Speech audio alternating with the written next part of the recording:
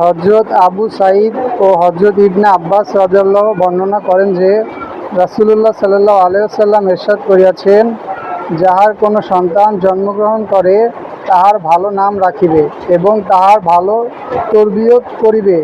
তারপর যখন সে বালেগ হইয়া যায় তখন তাহাকে বিবাহ করাইবে। যদি বালেগ হইয়া যাওয়ার পরেও নিজের অবহেলা ও বেপরোয়া ভাবের কারণে তাহাকে বিবাহ করাইলা না, ফলে সে পাপ কাজে লিপ্ত হইয়া গেল, তবে ইহার গুনাহ পিতার উপর বর্তাইবে।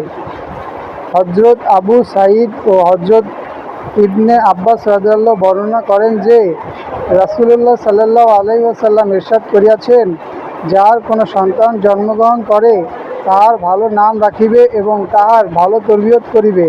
তারপর যখন সে বালেগ হইয়া যায় তখন তাহাকে বিবাহ করাইবে। যদি বালেগ হইয়া যাওয়ার পরেও নিজের অবহেলা ও বেপরোয়া ভাবের কারণে তাহাকে বিবাহ করাইলা না, ফলে সে পাপ কাজে লিপ্ত হইয়া গেল, তবে ইহার গুনাহ পিতার উপর বর্তাইবে। হযরত আবু সাঈদ ও হযরত ইবনে আব্বাস রাদিয়াল্লাহু বর্ণনা করেন যে রাসূলুল্লাহ সাল্লাল্লাহু আলাইহি ওয়াসাল্লাম ইরশাদ করিয়াছেন, যার কোনো সন্তান জন্মগ্রহণ করে তাহার ভালো নাম রাখিবে এবং তাহার ভালো তরবিয়ত করিবে।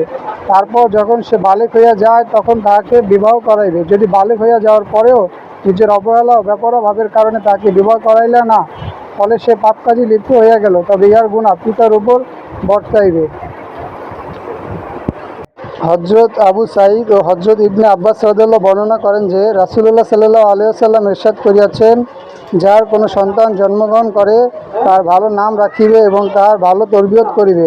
তারপর যখন সে বালেগ হইয়া যায় তখন তাহাকে বিবাহ করাইবে। যদি বালেগ হইয়া যাওয়ার পরেও নিজের অবহেলা ও বেপরোয়া ভাবের কারণে তাহাকে বিবাহ করাইল না, ফলে সে পাপ কাজে লিপ্ত হইয়া গেল, তবে ইহার গুনাহ পিতার উপর বর্তাইবে।